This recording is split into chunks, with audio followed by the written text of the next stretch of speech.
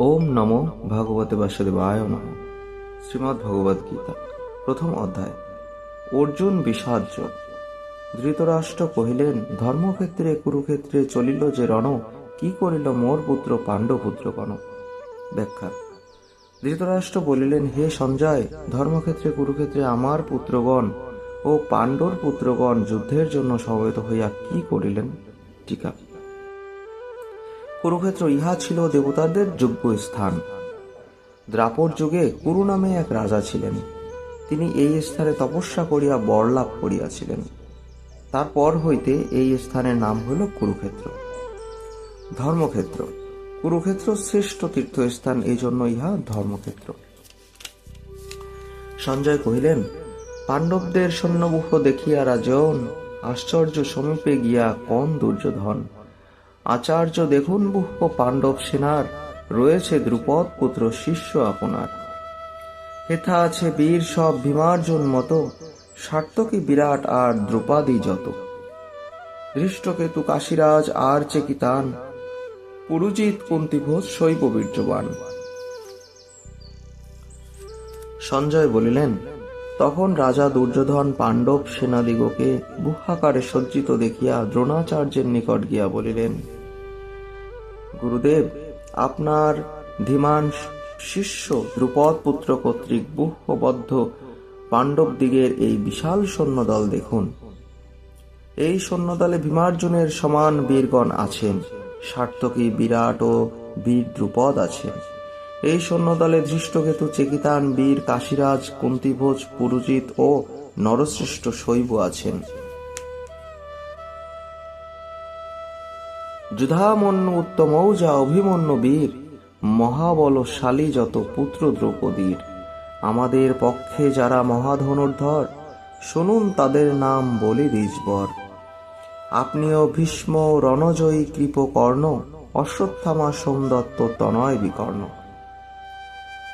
আর আছেন পরাক্রমশালী যুধামন্যু, বীরোত্তমৌজা, সুভদ্রার পুত্র অভিমন্যু ও দ্রৌপদীর পুত্রগণ, ইহারা সকলেই বীর। টিকা। কুন্তিভোজ পুরুজিৎ, তিনি পাণ্ডবদের মাতুল, ধৃষ্টকেতু শিশুপালের পুত্র। হে দ্বিজ শ্রেষ্ঠ, আমার সৈন্যদলের প্রধান সেনানায়কদের নাম বলিতেছি শুনুন। এখানে আপনি ভীষ্ম, কর্ণ, যুদ্ধজয়ী কৃপ, অশ্বত্থামা, বিকর্ণ, সোমদত্ত পুত্র ও জয়দ্রথ আছেন। অস্ত্রধারী মহাযোদ্ধা আরো আগুয়ান, মোর তরে প্রাণ দিতে সবে আগুয়ান। ভীষ্মের রক্ষিত সৈন্য হের অপর্যাপ্ত, ভীমের রক্ষিত সৈন্য বড়ই পর্যাপ্ত। ব্যূহ পথে নিজ স্থানে থাকি বীরগণ, রক্ষিবেন পিতামহে হয়ে সাবধান। দুর্যোধনে হরষিতে ভীষ্ম মহাবীরে, সিংহনাথ সহ তদা শঙ্খধ্বনি করে। আরো অনেক বীর আছেন, তাহারা সকলে অস্ত্রধারী বীর ও যুদ্ধে পারদর্শী। সকলেই আমার জন্য প্রাণ দিতে প্রস্তুত। ভীষ্ম কর্তৃক রক্ষিত আমাদের সৈন্য অসংখ্য, আর ভীম কর্তৃক রক্ষিত পাণ্ডবদের সৈন্য অতি অল্প। আপনারা সকলে নিজ নিজ বিভাগ অনুসারে ব্যূহ প্রবেশ পথ সমূহে থাকিয়া ভীষ্মকে রক্ষা করুন। তখন কুরুবৃদ্ধ পিতামহ ভীষ্ম সিংহনাদ করিয়া শঙ্খধ্বনি করিলেন। তাহা শুনিয়া দুর্যোধন আনন্দিত হইলেন। বাজিয়া উঠিল শঙ্খ সিংহা ঢাক ঢোল, উঠিল তুমুল শব্দ নাগরা ঢোল। বসিয়া শ্বেতার্থ রথে কৃষ্ণ ধনঞ্জয়, বীর দর্পে বাজাইলা দিব্য শঙ্খদয়। দেবতত্ত্ব নামে পার্থ কৃষ্ণ পাঞ্চজন্য, ভীম সেন বাজাইলা পৌণ্ড্র নামে অন্য। অনন্ত বিজয় শঙ্খ ধরে যুধিষ্ঠির, সুঘোষ মণিপুষ্প দুপুত্র মাদ্রীর। তখন শঙ্খ সিংহা ঢাক ঢোল ও নাগরা বাজিয়া উঠিল, সেই শব্দ তুমুল হইয়া উঠিল। তারপর শ্রীকৃষ্ণ ও অর্জুন সাদা ঘোড়ার রথে বসিয়া দিব্য শঙ্খ বাজাইলেন। অর্জুন দেবতত্ত্ব নামক শঙ্খ ও শ্রীকৃষ্ণ পাঞ্চজন্য নামক শঙ্খ এবং ভীমসেন পৌণ্ড নামক শঙ্খ বাজাইলেন। রাজা যুধিষ্ঠির অনন্ত বিজয় নামক শঙ্খ, নকুল সুঘোষ নামক শঙ্খ এবং সহদেব মণিপুষ্প নামক শঙ্খ বাজাইলেন। ধৃষ্টদুম্ব, শিখণ্ডী ও কাশীর সম্রাট আর যত ধনুর্ধর সার্থকী বিরাট মহাযোদ্ধা অভিমন্যু আর বীরগণ নিজ নিজ শঙ্খধারা ধ্বনিল তখন। সেই রোল স্বর্গমর্তে তুমুল ধ্বনিয়া, পড়িল বিদীর্ণ যত কৌরবের হিয়া। কৌরবেরা সমুদত অস্ত্র ছাড়িবারে, হেরি পার্থ তুলি ধনু বলিলা কৃষ্ণেরে। ধৃষ্টদম্ভ, শিখণ্ডী, কাশিয়াস, সার্থকী ও বিরাট নিজ নিজ শঙ্খ বাজাইলেন। মহাযোদ্ধা অভিমন্যু ও অন্যান্য বীরগণও নিজ নিজ শঙ্খ বাজাইলেন।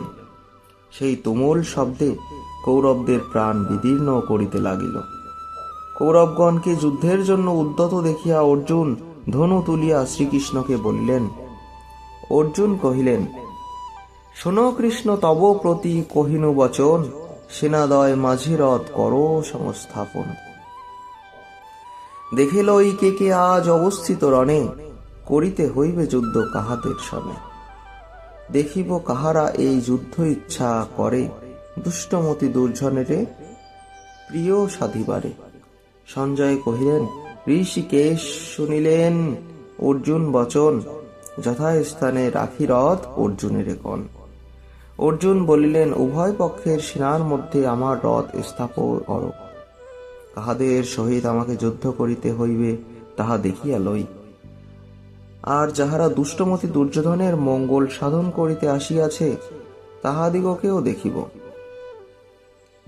সঞ্জয় বললেন, অর্জুনের কথা শুনিয়া শ্রীকৃষ্ণ উভয় সেনার মধ্যে রথ স্থাপিত করিয়া অর্জুনকে বলিলেন,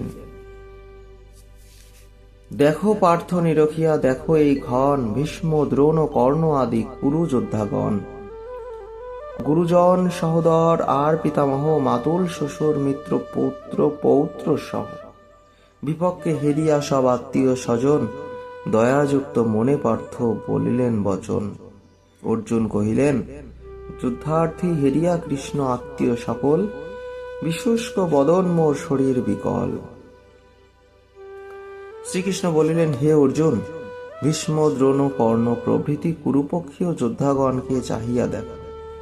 অর্জুন গুরুজন, পিতামহ, মাতুল, শ্বশুর এবং বন্ধুগণকে দেখিলেন। তাহাদের সকলকে বিপক্ষে দেখিয়া দয়াযুক্ত হইয়া দুঃখিত মনে অর্জুন বলিলেন, হে কৃষ্ণ, আত্মীয়গণকে বিপক্ষে যুদ্ধের জন্য উপস্থিত দেখিয়া আমার মুখ শুকাইয়া গিয়াছে ও শরীর বিকল হইয়া গিয়াছে। কাঁপিছে শরীর, দেহ রোম হর্ষ হয়, হাত হতে খসে ধনু গাত্র জ্বালাময়।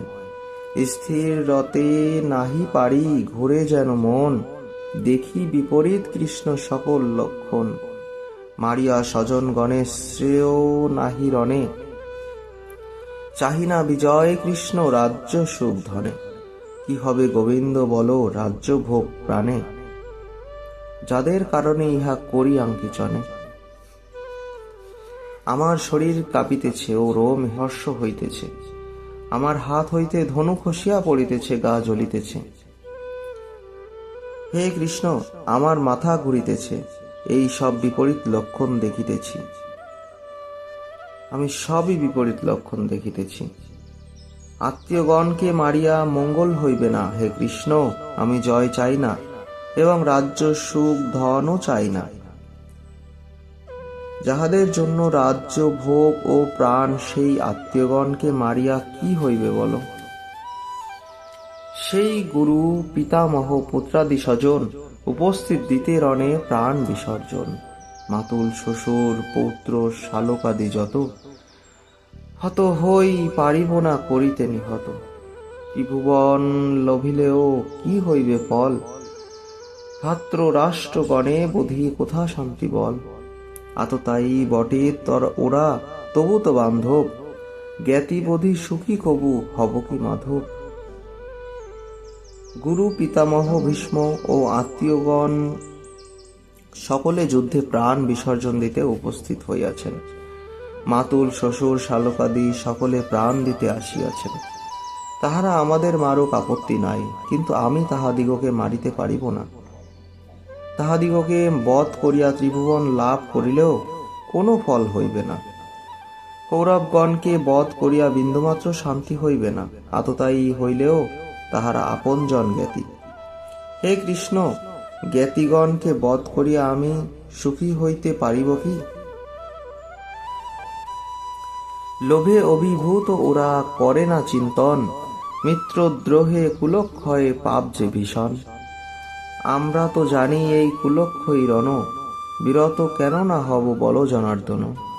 কুলক্ষয় হলে হয় কুলধর্ম নাশ, কুলধর্ম নাশে পায় অধর্ম প্রকাশ। অধর্ম প্রভাবে কুলনারী ভ্রষ্টা হয়, ভ্রষ্টা নারী হতে বর্ণসংকর উদয়। লোভের বশে তাহারা হিতাহিত চিন্তা করিতে পারিতেছেন না। আপনজনের সহিত বিবাদ কুলক্ষয় হয়, কুলক্ষয় হইলে ভীষণ পাপ হয়। হে কৃষ্ণ, আমরাও তো জানি যে এই যুদ্ধে বংশনাশেরই সম্ভাবনা, তবে এই যুদ্ধে বিরত হইব না কেন? বংশ নষ্ট হইলে কুলধর্ম নষ্ট হয়, কুলধর্ম নষ্ট হইলে অধর্ম ঘটে, অধর্ম ঘটিলে কুলনারীগণ চরিত্রহীন হয়, কুলনারীগণ চরিত্রহীন হইলে বর্ণসংকর জন্মে। হইতে নরকে যায় কুলগ্ন কুল, পিতারা পতিত রয় বিনা পিণ্ড জল। এই দোষে কুলহন্তা শঙ্কর কারণ, কুলধর্ম জাতি ধর্ম তাতে উচ্ছাদন। কুলধর্ম নষ্ট করে নরকেতে বাস, হেন বাক্য শুনি কৃষ্ণ শাস্ত্রেতে প্রকাশ। টিকা। বর্ণসংকর বিভিন্ন বর্ণের স্ত্রী পুরুষের সংযোগে সন্তানোৎপত্তি। বর্ণসংকরের জন্য কুলনাশকারীরা ও কুল নরকে যায়। জলপিণ্ডের অভাবে পিতৃপুরুষ নরকে পতিত হন। বর্ণসংকর জন্মিলে কুলধর্ম ও জাতিধর্ম নষ্ট হয়। কুলধর্ম নষ্ট হইলে নরকে বাস হয়। হে কৃষ্ণ, ইহা তো শাস্ত্রের বচন। রাজ্য সুখ লোভে মোরা মহাপাপে রত, বদিতে স্বজন গণে হয়েছি উদ্ধত। অসহস্র আমায় যদি বধে কুরগণ, তাতেও পরম শ্রেয় শোনো জনার্দন। সঞ্জয় কহিলেন, এত বলি জনার্দন বিষাদ অন্তর, ধনুক ছাড়িয়া বসে রথের উপর। রাজ্য সুখ ভোগের লাভে আমরা মহাপাপ করিতে বসিয়াছি। হে কৃষ্ণ, কৌরবগণ যদি অস্ত্রহীন আমাকে বধ করে, তাহাও মঙ্গলের কারণ হইবে। সঞ্জয় বলিলেন, শোকাকুল অর্জুন এই কথা বলিয়া ধনুর্বাণ ত্যাগ করিয়া রথের উপর বসিয়া পড়িলেন। প্রথম অধ্যায়ের সারসংক্ষেপ। কুরুক্ষেত্রের যুদ্ধক্ষেত্রে কৌরব সৈন্য ও পাণ্ডব সৈন্য মুখোমুখি দাঁড়াইয়া যুদ্ধ শুরু হইবে। এমন সময় পাণ্ডব পক্ষে যুদ্ধ করিতে আসিলে মধ্যম পাণ্ডব অর্জুন। শ্রীকৃষ্ণ অর্জুনের সারথি। অর্জুন বলিলেন, হে কৃষ্ণ, উভয় সৈন্যদলের মধ্যস্থলে আমার রথ স্থাপিত করো। কি কি আমার বিরুদ্ধে যুদ্ধ করিতে আসিয়াছে তাহা একবার দেখিব। শ্রীকৃষ্ণ উভয় সৈন্যদলের মধ্যে রথ স্থাপিত করিয়া বলিলেন, হে অর্জুন, বিপক্ষীয় সৈন্যদল দেখিয়া লও। অর্জুন চাহিয়া দেখিলেন। বিপক্ষীয় সৈন্যদলে আছেন আচার্য দ্রোণ, পিতামহ ভীষ্ম, কর্ণ, অশ্বত্থামা প্রমুখ বীরগণ এবং আত্মীয় স্বজনগণ সকলেই অর্জুনের বিপক্ষে যুদ্ধ করিতে প্রস্তুত দেখিয়া অর্জুনের ভাবান্তর হইল। তিনি শ্রীকৃষ্ণকে বললেন, হে কৃষ্ণ, গুরুজন ও আত্মীয় স্বজন সকলে আমার সহিত যুদ্ধ করিবার জন্য প্রস্তুত হইয়াছে। এ যে রণক্ষয় যুদ্ধ। এ যুদ্ধে গুরুজন দিগকে বধ করিতে হইবে, আত্মীয় স্বজনগণকে বিনাশ করিতে হইবে। স্বজনগণকে বধ করিলে বংশ নাশ হইবে, বংশ নাশ হইলে কুলনারীগণ ভ্রষ্টা হইবে, তাহাতে কুলধর্ম নষ্ট হইবে, বর্ণসংকর জন্মিবে। বর্ণসংকর নরক ভোগের কারণ হইবে। পিণ্ড জলের অভাবে পিতৃপুরুষ নরকে যাইবেন। দ্বিতীয়ত, রাজ্য লাভ ও সুখ ভোগের আশাই তো এই যুদ্ধ। যাহাদের জীবনপাতে যুদ্ধ জয় হইবে, তাহারা যে আমারই আপনজন। আপনজনদের রক্তপাত করিয়া যে জয় ও রাজ্য লাভ হইবে, তাহাতে সত্যিকারের সুখ হইবে কি? তাহাতে হইবে ঘোর পাপ ও অশেষ ক্ষতি। হায় হায়, লোভের বশবর্তী হইয়া আমি কি পাপ কাজই না করিতে উদ্যত হইয়াছি। এই পাপের পরিণাম কতই না ভয়াবহ হইবে। ভাবিয়া ভাবিয়া আমার মুখ শুকাইয়া গিয়াছে, শরীর কাঁপিতেছে, হাত হইতে ধনুর্ধর খসিয়া পড়িতেছে। আমি আর স্থির থাকিতে পারিতেছি না। আমি যুদ্ধ করিব না কৃষ্ণ। এই কথা বলিয়া অর্জুন ধনুর্বাণ ত্যাগ করিয়া বিষণ্ণ বদনে রথের উপর বসিয়া পড়িলেন। অর্জুনের এই দুঃখই গীতার বিষাদযোগ। ইহা হইতে গীতার উদ্ভব। পরবর্তী অধ্যায়সমূহে আমরা দেখিব যে শ্রীকৃষ্ণ কর্ম, জ্ঞান ও ভক্তির উপদেশ দ্বারা অর্জুনের বিষাদ দূর করিলেন। অর্জুন প্রবুদ্ধ হইলেন যুদ্ধের। প্রবুদ্ধ হইয়া তিনি স্বীয় কর্তব্য সম্পাদনে কৃতসংকল্প হইলেন। ইতি বিষাদ যোগ নামক প্রথম অধ্যায়। হরে কৃষ্ণ।